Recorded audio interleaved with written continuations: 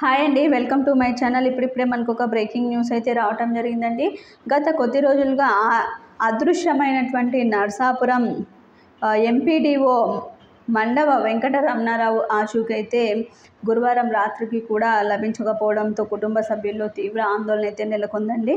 పశ్చిమ గోదావరి జిల్లా కలెక్టర్ చదలవాడ నాగరాణి ఉదయం పెనులూరు మండలం కానూరు మహదేవపురం కాలనీలో ఉన్న ఎంపీడీఓ కుటుంబాన్ని పరామర్శించారు.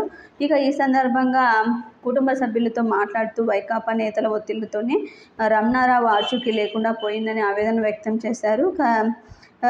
ముఖ్యంగా రేవు పాటదారు భారీగా డబ్బులు బకాయిలు ఉండటం వేధించడంతో మానసికంగా ఆయన కుంగిపోయినట్లయితే కుటుంబ సభ్యులైతే చెప్పారండి. ముఖ్యంగా మాజీ ఎమ్మెల్యే మాధవనాయుడు, ఆర్జీఓ అంబరీష్ తదితరులైతే పరామర్శించారు. అదేవిధంగా ఎంపీడీఓ వెంకట్రావు విజయవాడ మధురానగర్లో రైల్వే వంతెనపై నుంచి ఏలూరు కాలువలో దూకి ఉండొచ్చు అని చెప్పి పోలీసులు అనుమానిస్తున్నారు. ముఖ్యంగా సెల్ ఫోన్ సిగ్నల్ ఆధారంగా పెనులూరు పోలీసులు ఈ నిర్ధారణకైతే వచ్చారండి. బుధవారం సాయంత్రం ఏలూరు కాలువలో మధురానగర్ వద్ద గాలింపు చేపట్టిన ఎన్టీఆర్ సిబ్బందికి గురువారం రాత్రి వరకు కూడా ఎలాంటి ఆచూకీ లభ్యం కాలేదు.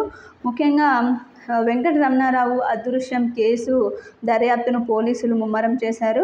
ఏలూరు రేంజ్ డీఐజీ అశోక్ కుమార్, పశ్చిమ గోదావరి జిల్లా ఎస్సీ నయీం అస్మీలు పర్యవేక్షణలో పాటు వివిధ కోణాల్లో కూడా లోతుగా విశ్లేషిస్తున్నారు. కేసు దర్యాప్తు కోసం సెల్ ఫోన్ సాంకేతిక సమాచారాన్ని ఆధారంగా చేసుకున్నారు. వెంకట రమణ 15వ తేదీ ఉదయం 11 గంటలకు మచిలీపట్నంలో ఉన్నట్టు సెల్ ఫోన్ సిగ్నల్తో పాటు అక్కడి రైల్వే స్టేషన్ సీసీ కెమెరాల్లో కూడా నిక్షిప్తమైన చిత్రాలను గుర్తించారు.